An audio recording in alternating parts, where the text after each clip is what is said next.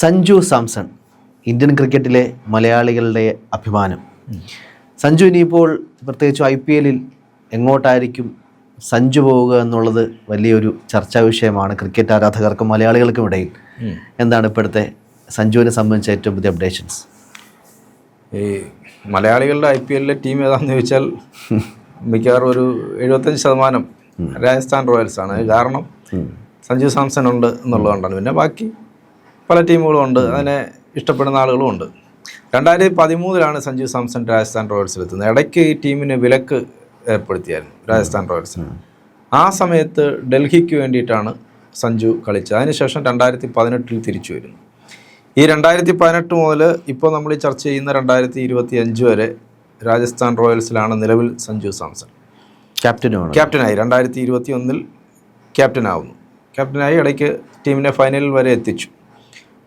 പക്ഷേ കഴിഞ്ഞ IPL season എന്ന് പറയുന്നത് സഞ്ജു സാംസണും രാജസ്ഥാൻ റോയൽസിനും അത്ര നന്നായിരുന്നില്ല. അതിനുശേഷമാണ് ആ ടീമുമായിട്ടുള്ളൊരു അസ്വാരസ്യം സഞ്ജുവിന് ഉടലെടുക്കുന്നത്. കളിച്ച 14 കളികളിൽ 4 എണ്ണം മാത്രമാണ് ആ ടീമിന് ജയിക്കാൻ പറ്റിയത് രാജസ്ഥാൻ റോയൽസിന്. രാഹുൽ ദ്രാവിഡ് കോച്ചായിരുന്നു രാജസ്ഥാൻ റോയൽസിൻ്റെ. രാഹുൽ ദ്രാവിഡ് ഇപ്പം സ്ഥാനം ഒഴിഞ്ഞിട്ടുണ്ട്. ക്യാപ്റ്റനായിട്ടും സഞ്ജു കളിക്കുന്ന സമയത്ത് പരിക്കേറ്റു. പരിക്കേറ്റ സമയത്താണ് റയാൻ പരാഗിനെ ക്യാപ്റ്റനാക്കുന്നത്. അമ്പേ പരാജയമായി പോയി. പിന്നീട് സഞ്ജു ഉണ്ടെങ്കിൽ പോലും പല കാര്യങ്ങളിലും സഞ്ജുവുമായി ആലോചിക്കാതെ ഒക്കെയാണ് അവിടെ തീരുമാനങ്ങൾ എടുത്തുകൊണ്ടിരുന്നത്. അപ്പോൾ അത് സഞ്ജുവിന് ഒരു ബുദ്ധിമുട്ടാണ്, മാനസികമായ ഒരു ബുദ്ധിമുട്ടുണ്ടാക്കി എന്നുള്ള റിപ്പോർട്ടുകൾ വന്നിട്ടുണ്ടായിരുന്നു. അതുകൊണ്ട് തന്നെ പലതവണ തന്നെ ടീമിൽ നിന്ന് ഒഴിവാക്കി തരണം എന്ന് സഞ്ജു രാജസ്ഥാൻ റോയൽസ് മാനേജ്മെൻറ്റിനോട് ആവശ്യപ്പെട്ടു, കത്തെഴുതുകയൊക്കെ ചെയ്തു എന്നുള്ള വാർത്തകൾ വന്നിരുന്നു.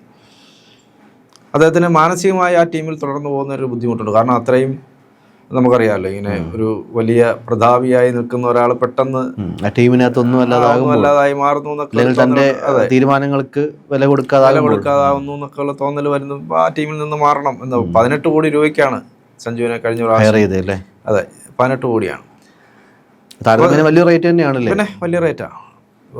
അതിനകത്ത് മറ്റൊരു കാര്യം, സഞ്ജു ഇനി അഥവാ അവിടെ തുടരുന്നു എന്ന് വയ്ക്കുക, സഞ്ജു തുടരുകയാണെങ്കിൽ ക്യാപ്റ്റനായിട്ടായിരിക്കത്തില്ല എന്നുള്ളതാണ് ഒരു കാര്യം. അതിനകത്ത് അവർ ക്യാപ്റ്റനായി ഈ മാനേജ്മെൻറ്റിൻ്റെ ഭാഗത്ത് അവർക്ക് ചില താല്പര്യങ്ങളുണ്ട്. രാജസ്ഥാൻ റോയൽസിൻ്റെ മാനേജ്മെൻറ്റിന് അവരുടെ ഒരു താല്പര്യം വെച്ചിട്ട് റയാൻ പരാഗ് അല്ലെങ്കിൽ യശസ്വി ജയ്സാൾ ഇവർ രണ്ടുമാണ് ആദ്യ പരിഗണന. പിന്നീട് ഇനി അതല്ല, സഞ്ജു ഇവിടെ ഉണ്ടെങ്കിൽ എന്നാൽ സഞ്ജുവിനെ ആക്കാം, ക്യാപ്റ്റനായി തുടരാൻ അനുവദിക്കാം എന്ന് ചിലപ്പോൾ തീരുമാനിച്ചേക്കാൻ സാധ്യത വളരെ കുറവുമാണ്. അപ്പം അങ്ങനെ ഒരു സാധ്യത ഉള്ളപ്പോഴാണ് IPL-ൻ്റെ മിനി ലേലം വരുന്നത്. ഇടയ്ക്ക് ലേലം വരും. ആ ലേലത്തിൽ സഞ്ജു സാംസനെ ഈ ചെന്നൈ സൂപ്പർ കിങ്സ്, മഹേന്ദ്ര സിംഗ് ധോണിയാണല്ലോ അവിടുത്തെ നായകൻ തല. മഹേന്ദ്ര സിംഗ് ധോണി മിക്കവാറും അടുത്ത സീസണോ അതിനടുത്തൊക്കെ ആയിട്ട് അദ്ദേഹം പൂർണ്ണമായും വിരമിക്കും. അപ്പോൾ ഇദ്ദേഹം വിക്കറ്റ് കീപ്പർ കൂടെയാണ്. അപ്പം ആ ഒരു വിക്കറ്റ് കീപ്പർ ബാറ്റ്സ്മാൻ എന്നുള്ള നിലയിലും ധോണിയെ പോലെ പിന്നീട് ക്യാപ്റ്റൻ എന്ന രീതിയിൽ പരിഗണിക്കാൻ പറ്റുന്ന ഒരാളെന്നുള്ള രീതിയിൽ സഞ്ജുവിനെയാണ് ചെന്നൈ സൂപ്പർ കിങ്സിന് താല്പര്യം, നോട്ടം. പക്ഷേ ഇവർ ഈ താരങ്ങളെ വെച്ച് മാറണം, ഒരു ട്രാൻസ്ഫർ ഉണ്ട്. അങ്ങനെ വരുമ്പോൾ ഉള്ള പ്രശ്നം എന്താ വെച്ചാൽ, ഈ രാജസ്ഥാൻ റോയൽസ് ആവശ്യപ്പെട്ടിരിക്കുന്നത് സഞ്ജുവിനെ അങ്ങോട്ട് തരാം, പക്ഷേ നിങ്ങൾ അവിടുന്ന് ശിവം ദുബെ അല്ലെങ്കിൽ രവീന്ദ്ര ജഡേജയോ തരണം. അങ്ങനെയാണെങ്കിൽ സഞ്ജു സാംസനെ അങ്ങോട്ട് വിട്ടുതരും.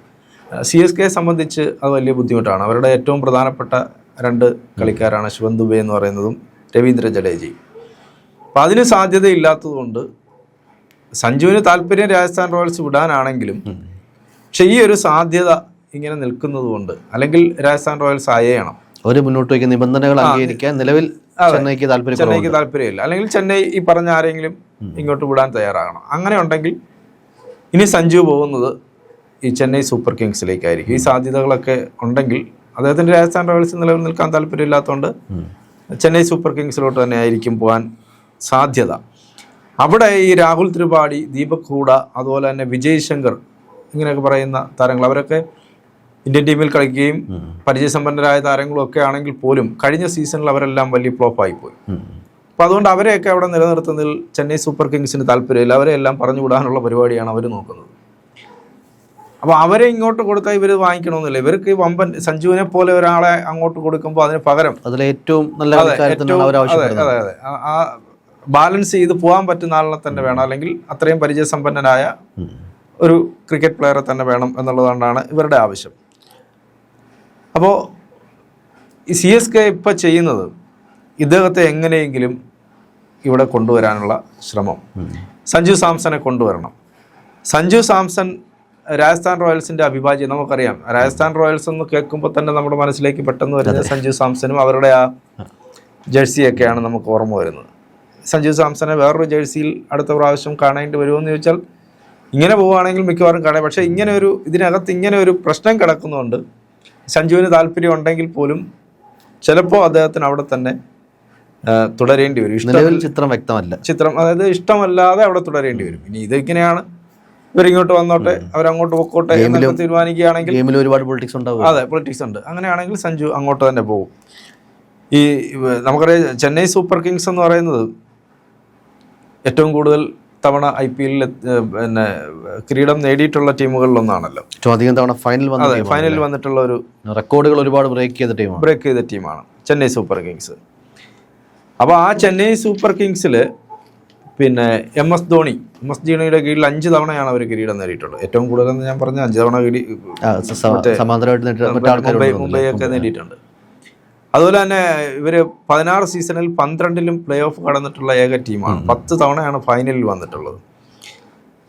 കഴിഞ്ഞ സീസണിൽ പക്ഷേ ഇവർ പരാജയപ്പെട്ടു. ഇവരുടെ പ്രകടനം അത്ര ഗംഭീരമായില്ല. അവരുടെ ക്യാപ്റ്റൻ ഋതുരാജ് ഗെയ്ക്വാദ് ലീഗ് ഘട്ടത്തിൽ തന്നെ ഇവർ പുറത്തായി. ഈ ഋതുരാജ് ഗെയ്ക്വാദിന് പരിക്കേറ്റ് കഴിഞ്ഞപ്പോൾ വീണ്ടും MS ധോണി ക്യാപ്റ്റൻ സ്ഥാനം ഏറ്റെടുത്തു. പക്ഷെ അങ്ങനെയൊക്കെ വന്നെങ്കിൽ പോലും അവർക്ക് ലീഗ് ഘട്ടത്തിൽ തന്നെ പുറത്താകേണ്ടി വന്നു. പ്ലേ ഓഫിലേക്ക് കടക്കാൻ പറ്റാത്തൊരവസ്ഥ വന്നു. അപ്പോൾ അതുകൊണ്ട് ഈ ചെന്നൈ സൂപ്പർ കിങ്സിലേക്ക് ഈ ടീമിനെ ഉടച്ചു വാർക്കണം എന്നുള്ള ചിന്ത ആ ടീം മാനേജ്മെൻറ്റിന് ഉണ്ടാകും. അഴിച്ചുപണി ആവശ്യമാണ്. കാരണം അവരുദ്ദേശിച്ച പോലെ അങ്ങോട്ട്, നമുക്കറിയാം, രാജ്യത്ത് വളരെയധികം ഫാൻ ബേസ് ഉള്ള ടീമുകളിലൊന്നാണ് ചെന്നൈ സൂപ്പർ കിങ്സ്. അവർക്ക് അത്യാവശ്യം ആരാധകരുള്ളതാണ്. അവരുടെ ആ തീം സോങ്ങും പിന്നെ അവരുടെ ആ മഞ്ഞപ്പട ലക്ഷക്കണക്കിന് ഇന്ത്യക്കാർക്ക് ഇപ്പോഴും ധോണി എന്ന് പറഞ്ഞാൽ ഫാൻ ബേസ് ഉള്ള ക്രിക്കറ്റ് പ്ലെയർ ആണല്ലോ. എനിക്കൊന്ന് വിരാട് കോഹ്ലിക്ക് പോലും IPL അത്രയും ഫാൻസ് ഇല്ല. പക്ഷേ ഇദ്ദേഹത്തിനുണ്ട്, സഞ്ജുവിനും ഉണ്ട്. അപ്പോൾ അതുകൊണ്ട് ഇദ്ദേഹത്തിനെ ടീമിൽ കൊണ്ടുവരും. അപ്പോൾ അങ്ങനെ കളിക്കുകയാണെങ്കിൽ സഞ്ജു കളിക്കുന്നത് ചെന്നൈ സൂപ്പർ കിങ്സിന് വേണ്ടിയിട്ടായിരിക്കും. പക്ഷേ നമ്മൾ ആദ്യം പറഞ്ഞതുപോലെയുള്ള ഒരു ചെറിയ പ്രശ്നം അതിനകത്ത് കിടക്കുന്നു എന്നുള്ളതുകൊണ്ടാണ് അതിനകത്ത് തട്ടി ചിലപ്പം വീഴുന്നെങ്കിലേ ഉള്ളൂ. അല്ലെങ്കിൽ സഞ്ജുവിനെ അടുത്ത സീസണിൽ നമ്മൾ കാണുന്നത് മഞ്ഞ കുപ്പായം അണിഞ്ഞ, അത് നമ്മുടെ തൊട്ടടുത്ത അയൽപ്പക്കമാണ്. അപ്പോൾ കുറച്ചുകൂടെ നമുക്ക് വൈകാരിക അടുപ്പം വരും. തീർച്ചയായിട്ടും. പിന്നെ രാജസ്ഥാൻ റോയൽസിനെയൊക്കെ നമ്മൾ മറക്കും. നമ്മുടെ തൊട്ടടുത്ത് മറന്നല്ലേ പറ്റൂ. നമ്മളാളവിടെ നിൽക്കുകയാണ്. നമുക്ക് പണ്ട് IPL ഒരു ടീം ഉണ്ടായിരുന്നു. അത് നിർഭാഗ്യവശാൽ പല പ്രശ്നങ്ങൾ കൊണ്ട് ആ ടീമിനെ വന്നു. അതെ അത് ആ ടീം ഇപ്പൊ അത് കേസൊക്കെ ആയിട്ടുണ്ടെന്ന് തോന്നുന്നു. എനിക്ക് തോന്നുന്നത് വീണ്ടും ആ ടീമിനെ പുനരുജ്ജീവിപ്പിക്കാനുള്ള ശ്രമമൊക്കെ നടത്തുന്നുണ്ട്. അപ്പോൾ എന്തായാലും നമുക്ക് ടീമില്ലാത്ത സ്ഥിതിക്ക് സഞ്ജു എവിടെയാണോ അതാണ് നമ്മുടെ ടീം.